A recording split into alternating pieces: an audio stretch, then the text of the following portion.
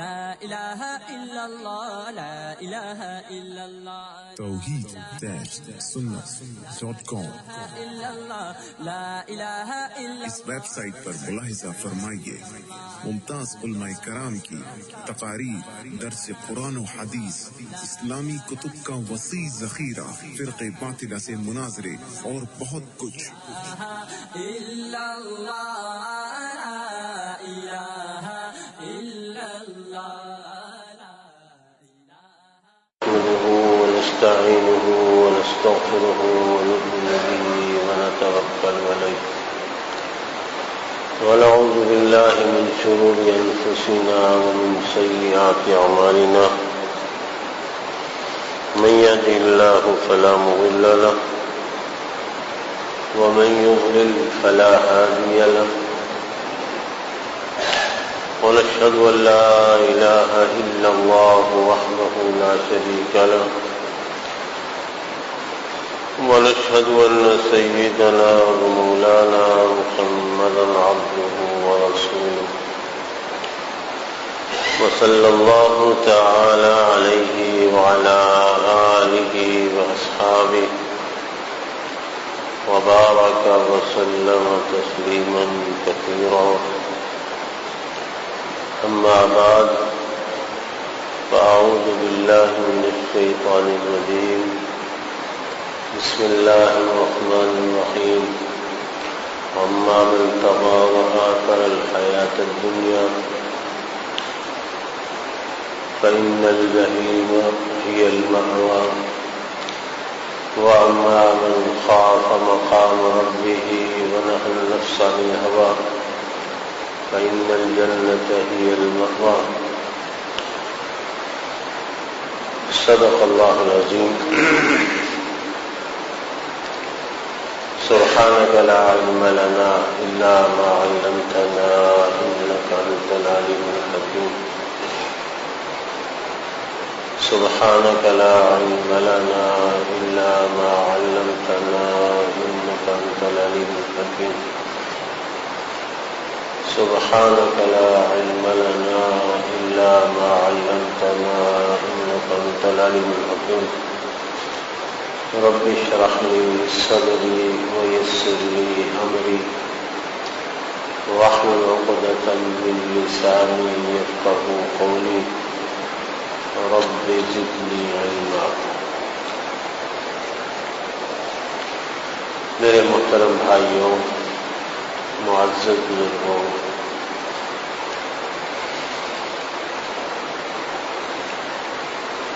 میں نے عرض کیا تھا کہ ہر آدمی کو روزانہ شام کو اپنے اعمال کا جائزہ لینا چاہیے۔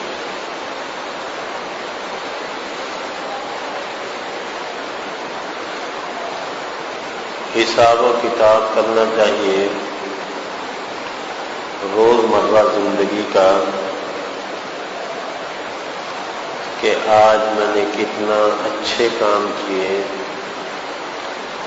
اور کتنا خراب کام کیے۔ دیکھنا چاہیے کہ روزمرہ اعمال میں اچھائی کا تناسب زیادہ ہے یا برائی کا تناسب زیادہ ہے۔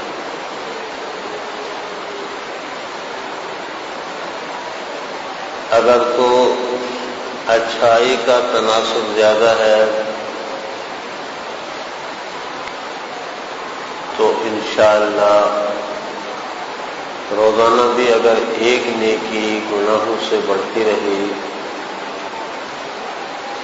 سال میں 360 نیکیاں بڑھ جائیں گی۔ کل قیامت کے دن جب اعمال تولے جائیں گے تو اس حساب سے ہماری نیکیوں کا پلہ بھاری ہوگا۔ اور اگر خدا نخواستہ روزانہ کے معمولات میں، اعمال میں گناہوں کا تناسب زیادہ ہے. اگر بالفرض ایک گناہ بھی روزانہ بڑھ رہا ہے www.shahideislam.com تو یقین کیجئے سال کے 360 گناہ بڑھ جائیں گے، اور تمہاری پوری عمر میں کتنا گناہ بڑھ جائیں گے اس کا حساب لگانا کچھ زیادہ مشکل نہیں. اور پھر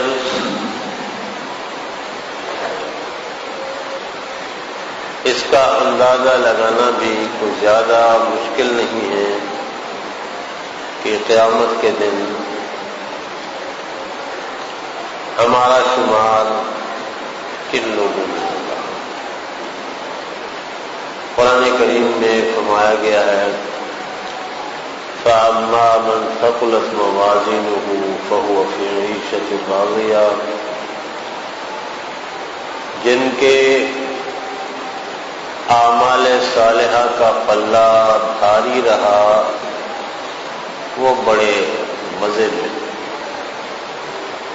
وَأَمَّا مَنْ خَفَّتْ مَوَازِينُهُ فَأُمُّهُ هَاوِيَةٌ، حال اگر کسی محروم القسمت کی نیکیوں کا پلہ گناہوں کے نسبت ہلکا رہا اور گناہوں کا بھاری ہو گیا تو فَأُمُّهُ هَاوِيَةٌ، اس کا ٹھکانہ اللہ کی پناہ، 100 بار اللہ کی پناہ، اس کا ٹھکانہ جہنم.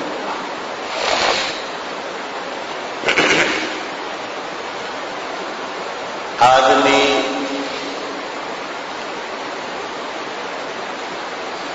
اس محاسبہ کے لیے تیار تب ہوگا، روزانہ کے حساب کے لیے آمادہ تب ہوگا جب اس کو یہ احساس ہو جائے، یہ خیال ہو اور یقین ہو کہ مجھ سے کسی نے پوچھنا ہے، مجھے کسی کے سامنے جواب دہ ہونا ہے.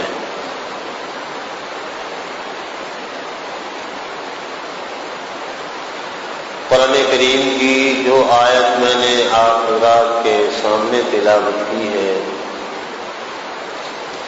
اس میں اسی بات کی طرف متوجہ فرمایا گیا ہے وَأَمَّا مَنْ طَغَىٰ وَآثَرَ الْحَيَاةَ الدُّنْيَا، جس نے سرکشی کی، اللہ کی نافرمانی کی، بات نہیں مانی، اور اس نے یہ جانا کہ بس سب کچھ دنیا ہی دنیا ہے.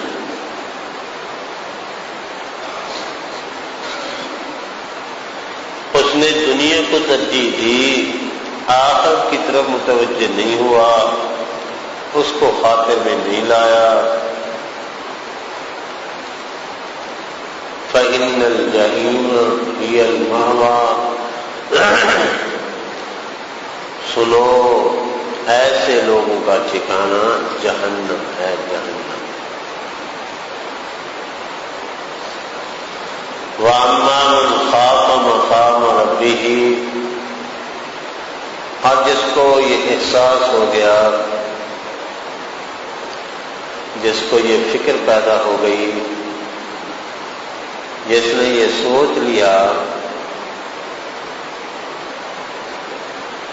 کہ نہیں، ہم نے ایک دن اللہ کے سامنے جانا ہے، اللہ کے سامنے پیش ہونا ہے. اس پیشی کے وقت پوری زندگی کا حساب اور کتاب لیا جائے گا، پوچھا جائے گا.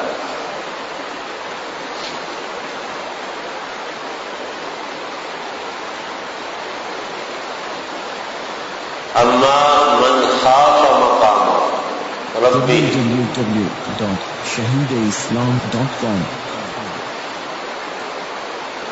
جو اللہ کے سامنے اللہ کا سامنا کرنے سے ڈر گیا.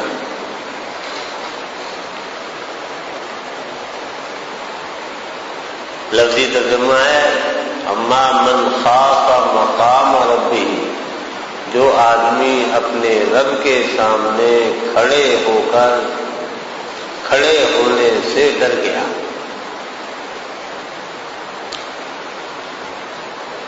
میں نے عرض کیا ہے کہ جو اپنا رب کا سامنا کرنے سے ڈر گیا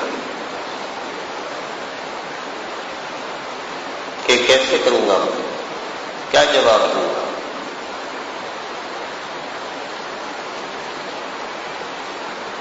صرف ڈرا نہیں بلکہ اس ڈرنے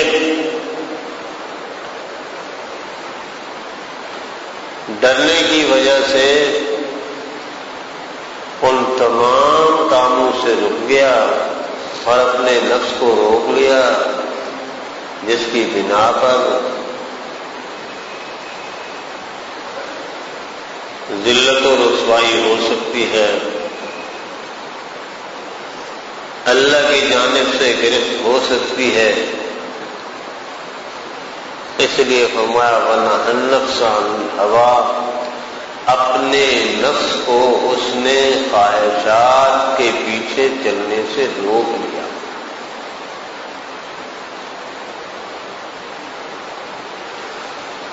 خواہشات کے پیچھے چلنے کا معنی یہ ہے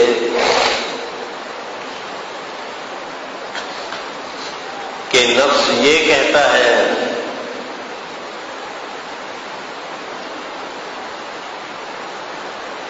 کہ ہمارے پاس روپیہ پیسہ نہیں ہے، تنخواہ تھوڑی ہے، اخراجات زیادہ ہیں، ہم رشوت لے لیا کریں.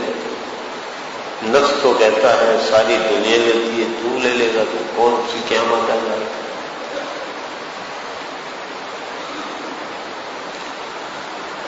لیکن یہ کہتا ہے ٹھیک ہے جناب نفس صاحب، آپ کا یہ فلسفہ اپنی جگہ، جہنم میں تو میں نے جلنا ہے. بیوی نے کہا زیور چاہیے، بچوں نے کہا گاڑی چاہیے، جائز ذرائع سے ہمارے پاس نہیں تھے. نفس نے کہا دنیا بھی تو 2 نمبر کام کرتی ہے، تو بھی کر لے.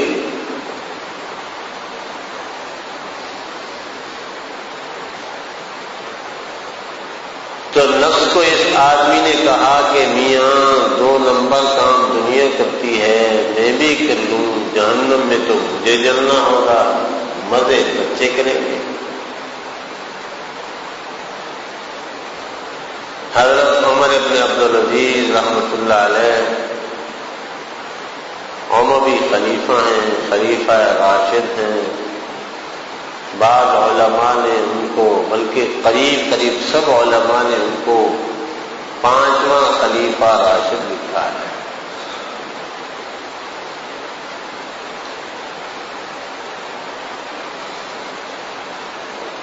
ان کے انتقال کا وقت آیا تو ان کے بچوں کے ماموں آئے، کہنے لگے عمر بڑی زیادتی کی تم، بچوں کو تم نے نہتا چھوڑا، نادار چھوڑا، مفلس چھوڑا. وقت کا حکمران تھا، خلیفہ تھا، بہت کچھ کر سکتا تھا. اٹھ کے بیٹھ گئے، فرمایا جو کچھ میرے پاس تھا بچوں کو کھلانے میں کبھی میں نے بخل نہیں کیا.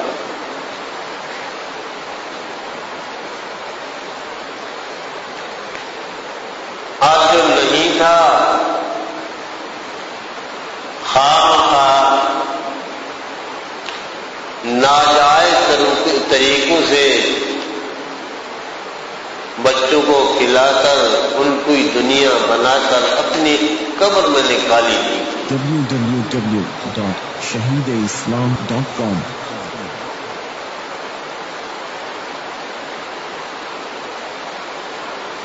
میرے بھائیوں، بچے مزے کریں گے۔ ہم نے گھر بنا لیا ناجائز طریقے پر، ہم نے کاروبار کر لیا ناجائز طریقے پر، بچے مزے کریں گے، لیکن جواب تو ہمیں دینا ہوگا۔ جو لوگ انشورنس کروا لیتے ہیں، فکس ڈپازٹ پہ پیسے رکھ لیتے ہیں، ان کو سوچنا چاہیے کہ انشورنس کی پالیسی تم نے خریدی ہے، عین ممکن ہے کہ تمہارے مرنے کے بعد تمہارے بچوں کو چند روزہ زندگی کے کچھ منافع مل جائیں، لیکن میرے بھائی قبر میں جواب تو تجھے دینا ہوگا۔ اگر میں نے کیا ہے تو جواب تو مجھے دینا ہوگا۔ بچے مزے کرتے رہے، ہم فرشتوں کے گلز کھاتے رہے، کوڑے کھاتے رہے۔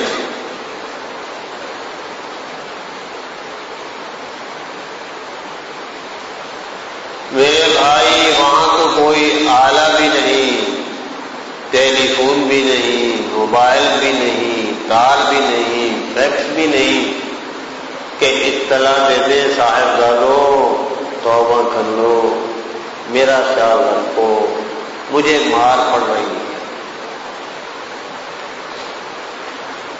میرے بھائی وہاں کی تو چیخ و پکار بھی باہر نہیں آتی۔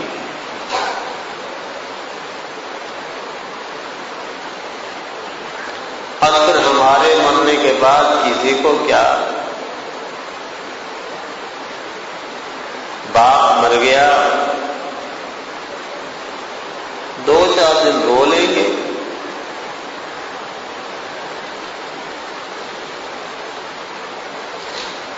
تعزیت کرنے والوں کے سامنے بیٹھ جائیں گے، جنازہ پڑھ لیں گے،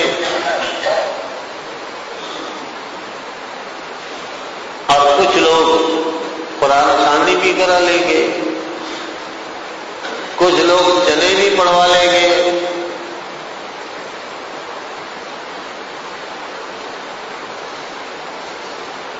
بے شک ہم اس بات کے قائل ہیں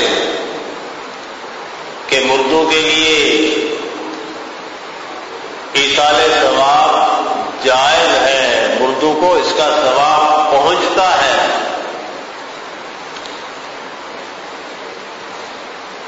لیکن بھائی حقوق العباد تو معاف نہیں ہوتے۔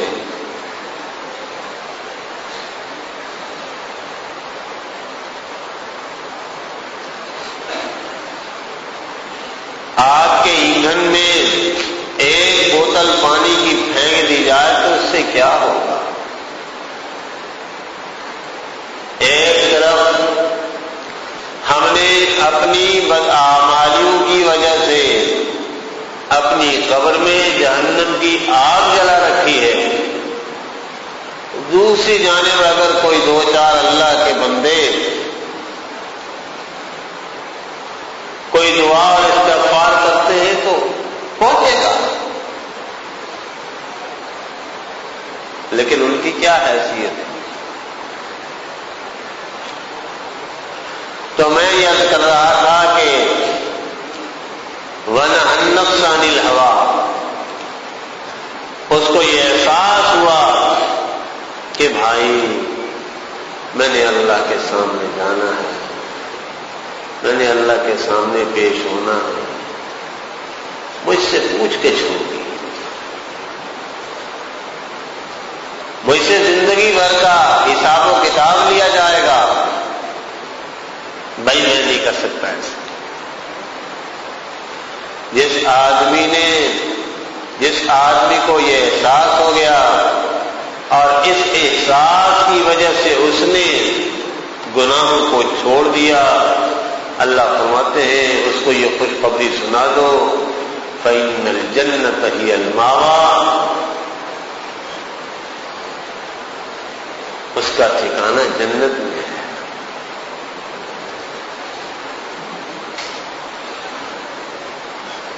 میرے بھائیوں، انسان دو چیزوں سے بنا ہوا ہے. ایک انسان کا جسم ہے اور ایک انسان کی روح ہے. ان دونوں کے مجموعے کا نام www.shahideislam.com انسان ہے. اور جب تک یہ اکٹھے رہے تو انسان زندہ ہے. اور جب ان دونوں کی آپس میں جدائی ہو جائے یا مضبوط تعلق نہ رہے، تعلق کمزور ہو جائے، اس کا نام موت ہے.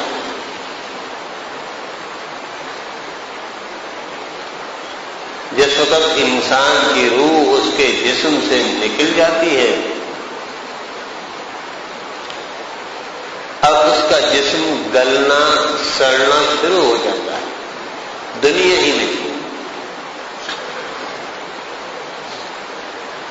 یہی وجہ ہے شریعت کا حکم ہے کہ مردے کو زیادہ دیر نہ رکھو.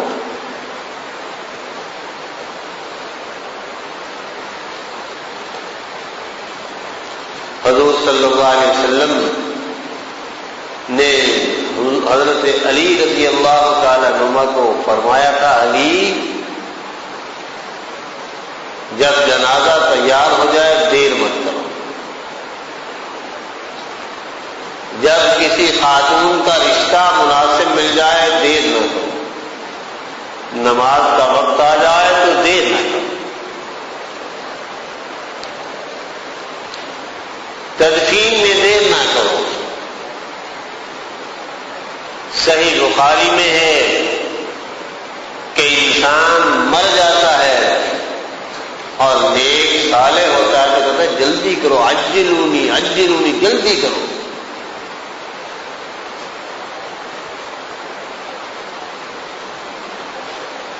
دیر مت کرو. دیر کرو گے تو اب تک جو جسم محفوظ تھا، صحیح سلامت تھا، بے شک 6 مہینے تک آدمی بے ہوش رہے لیکن جسم کے اندر روح رہے، خراب نہیں ہوتی جسم، تعفن بدبو نہیں پھیلتی، کیڑے نہیں پڑتے اس کو.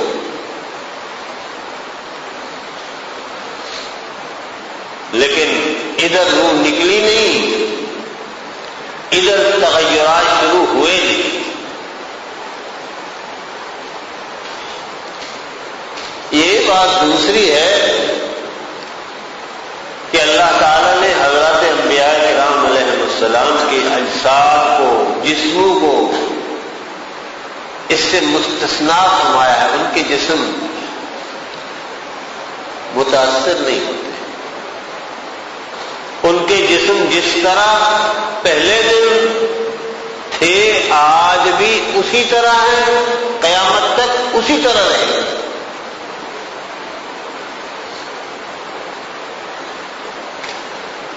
یہ نص صریح ہے. ان اللہ حرم علی الارض ان تاکل اجساد الانبیاء، اللہ نے زمین پر حرام قرار دے دیا ہے کہ انبیاء کے جسموں کو کھائے. بین ہی ویسے رکھے. اسی طرح وہ لوگ جن کا حضرات انبیاء کرام علیہ السلام کے ساتھ گہرا مضبوط اطاعت و فرمانبرداری کا تعلق ہے، ان کے جسموں کو بھی اللہ تعالیٰ محفوظ رکھتے ہیں. اور کبھی کبھی مناظر اللہ دکھا بھی دیتے ہیں.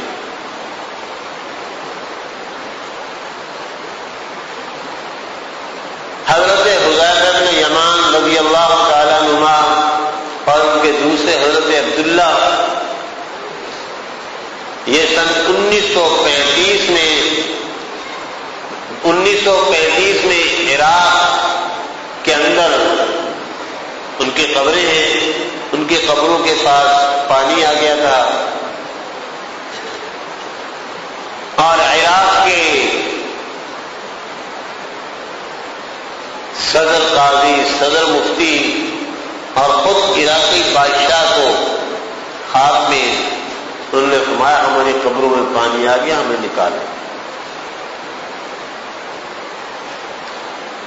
دنیا نے دیکھا ان کے جب جسم نکالے گئے بالکل صحیح سالم تر و تازہ، حتیٰ کہ ایک صحابی ان میں سے اپنے زخم پر ہاتھ رکھا ہوا تھا، اس ہاتھ کو ہٹایا گیا تو خون اس وقت جاری ہو گیا، پھر سے دوبارہ جاری ہو گیا۔ www.shahideislam.com اور ہمارے دوست، ہمارے ساتھی مولانا مفتی عتیق الرحمن، یہ تو دور کی بات بھی نہیں، 1 سال بعد ان کی قبر گر گئی۔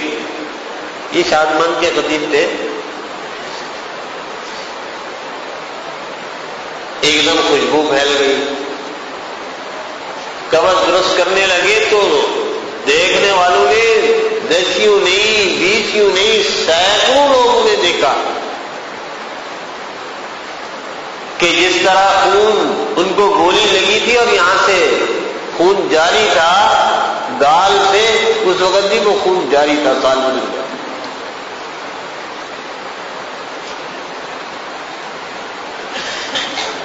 آج یہ جو ہے نا عبدالستار عیدی،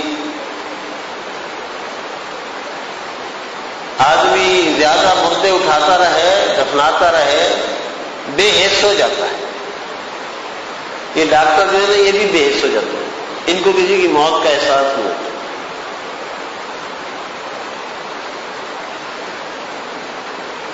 اسی لیے کبھی کبھی تو مردے کو دیکھ لینا چاہیے، ہر وقت بھی نہیں دیکھنا چاہیے۔ اور یاد رکھو قبرستان میں بھی روز نہیں جانا چاہیے، قبرستان بھی روز نہیں جانا چاہیے، کبھی کبھی جانا چاہیے، ورنہ عادت ہو جائے گی۔ میں تو ایک بات اور عرض کرتا ہوں، قبرستان کے پڑوس میں بھی نہیں رہنا چاہیے، عادت ہو جائے گی۔ یہ کسی مذہب کا پابند نہیں عیدی، یہ میں الٹی باتیں نہیں کرتا، خود میری اس سے بات ہے اور بہت پہلے بات ہے۔ ان کے ہاں مفتی عتیق الرحمن صاحب کی میت ان کے سب خانے میں رکھی گئی۔ صبح میں گیا جنازے میں تو وہ وہاں بیٹھا ہوا، وہ کہہ رہا تھا عجیب آدمی تھا بھائی، سب خانے میں رکھتے ہیں تو خون جم جاتا ہے، لیکن اس آدمی کا خون کبھی بہنا رکا ہی نہیں، ساری رات بہتا رہا، اب بھی بہ رہا ہے، یہ بڑا آدمی ہے، میں اس کا جنازہ پڑھوں گا۔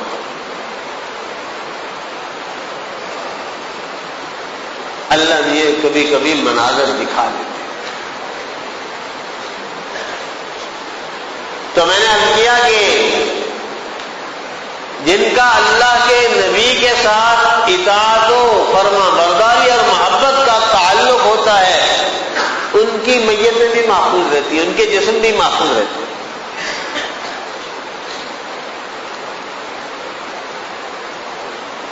ہمارے ایک دوست ہیں ڈاکٹر نور صاحب، پچھلے سال میں گیا تھا تو وہاں انہوں نے ایک مدرسہ بھی بنایا تھا ملتان میں، تو مجھے لے گئے ساتھی، وہ بھی انتظار میں بیٹھے تھے۔ انہوں نے ایک کتاب بھی لکھی ہے اپنے مشاہدات، اور انہوں نے ایک قصہ سنایا، کہنے لگے کہ پنجاب کے کسی علاقے میں، نام بتایا انہوں نے، وہاں ایک نہر کھودی جا رہی تھی۔ نہر کتنا گہری ہوتی ہے ذرا دیکھو تو، نہر کھودی جا رہی ہے۔ اب نہر کھودتے کھودتے اس کی سطح میں مزدوروں نے دیکھا کہ ایک دم مٹی گر گئی، سوراخ ہو گیا، ایسا لگا جیسے جگہ خالی ہے نیچے۔ تجسس ہوا، اس جگہ کو کھولا گیا تو دیکھا ایک مردہ لیٹا ہوا، بالکل صحیح سالم اس کی میت کی لاش۔ آپ اندازہ لگائیں کہ کتنا پرانی ہوگی وہ، کہ کتنا اس پر مٹی کی تہ چڑھ گئی۔ www.shahideislam.com کہ 8-10 فٹ سے کم تو نہر نہیں ہوتی نا گہرائی میں، اور پھر اس سے بھی نیچے کتنا پرانی قبر ہوگی، لیکن بالکل صحیح سالم میت رکھی ہوئی ہے اور لاش۔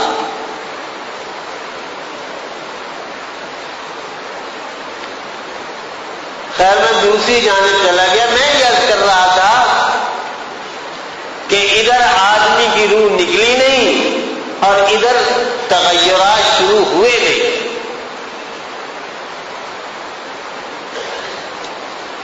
ناک سے پانی بہتا ہے، کانوں سے پانی بہتا ہے، پھر منہ سے کچھ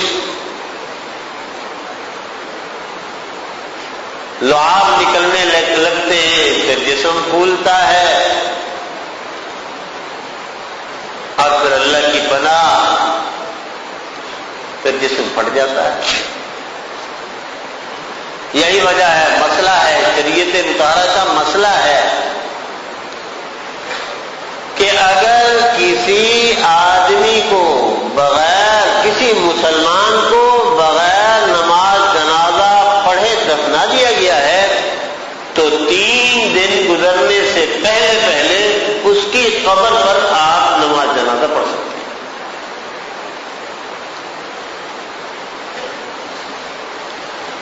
اس لیے کہ 3 دنوں کے تک لاش پھٹتی نہیں، جسم صحیح سالم ہوتا ہے۔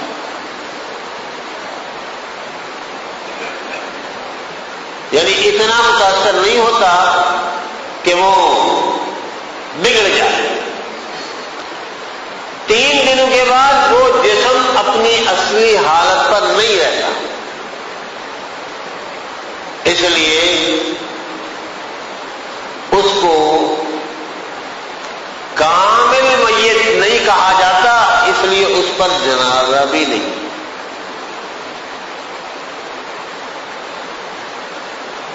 3 دنوں کے بعد لاش پڑ جاتی۔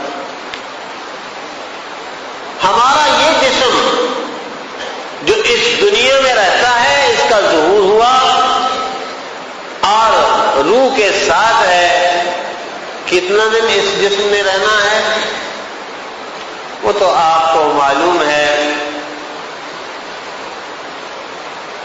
ہم سبھی جانتے ہیں۔ ہم سبھی کے گھروں سے میتیں اٹھتی ہیں، کسی کے باپ، کسی کی ماں، کسی کی بیوی، کسی کا بھائی، کسی کا بیٹا، کسی کی بیٹی، کسی کے چچا، کسی کے ماموں کا انتقال ہوا ہے، ہم سبھی جانتے ہیں۔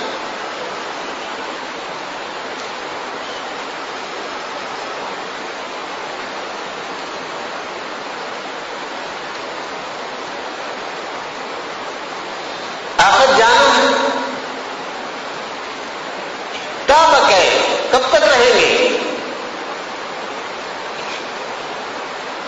70 سال ہماری اوسط عمر تھی اس امت کی، اب تو وہ بھی نیچے آ گیا ہمارا گراف۔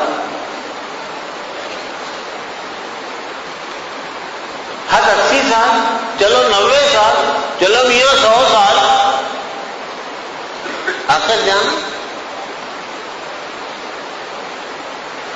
اور جب جانا ہے تو روح نکل جائے گی،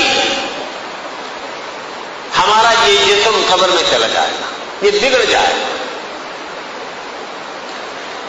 اس بگڑنے والے جسم پر تو ہم نے اتنا محنت کی ہے، ہماری ساری محنتوں کا محور مرکز وہ یہ جسم ہے، اس جسم کے کپڑے، یہ ہماری گھڑی ہے، یہ چشمہ، یہ پگڑی، یہ جرابیں، یہ بوٹ، یہ گاڑی جس پر اس جسم کو بٹھانا ہے، یہ مکان، یہ بستر۔ www.shahideislam.com اس پر تو اتنا محنت کی ہے، اور وہ جو روح ہے جس نے ہمیشہ رہنا ہے اور پھر ایک وقت کے بعد اس جسم کو پکڑ کے ساتھ لے جائے گی اللہ کی ملاقات، اللہ کی پیشی کے لیے پکڑ کے لے جائے گی، اس پر محنت نہیں کرتے۔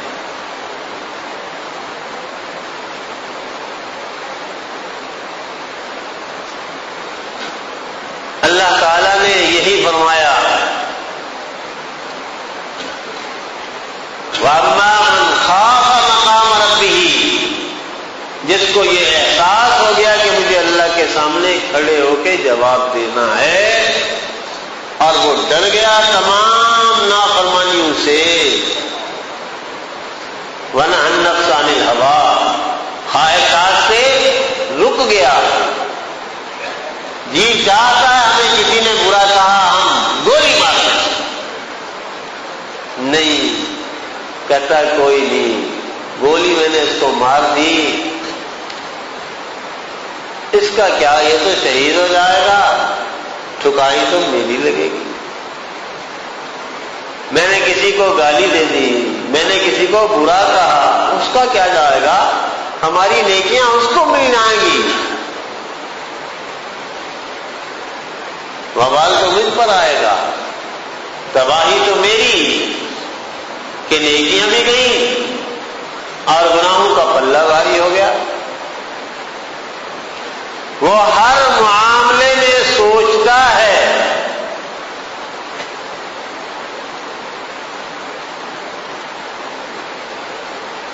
ہمارے ہاں یہ چھوٹے چھوٹے کلرک ہوتے ہیں نا، کلرک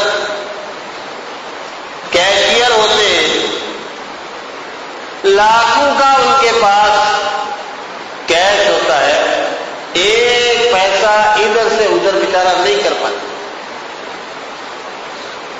اس کو معلوم ہے کہ آڈٹ ہوگا، مجھ سے بات پرس ہوگی،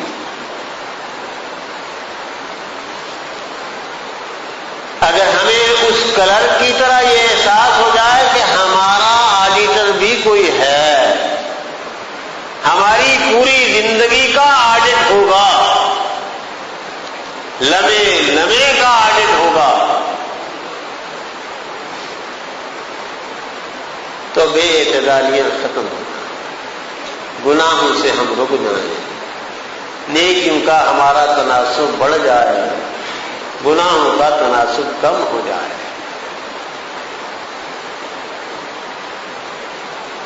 بات دراصل یہ ہے کہ ہم بھول گئے، ہم اس بات کو بھول گئے ہیں کہ ہم نے کسی کے سامنے جواب دہ ہونا ہے۔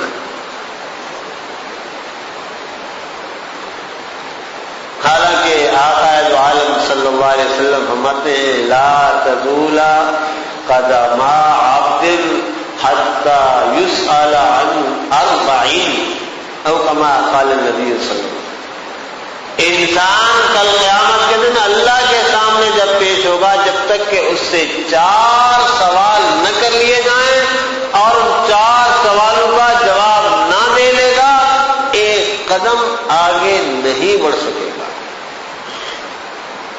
اب وہ 4 سوال کیا ہیں؟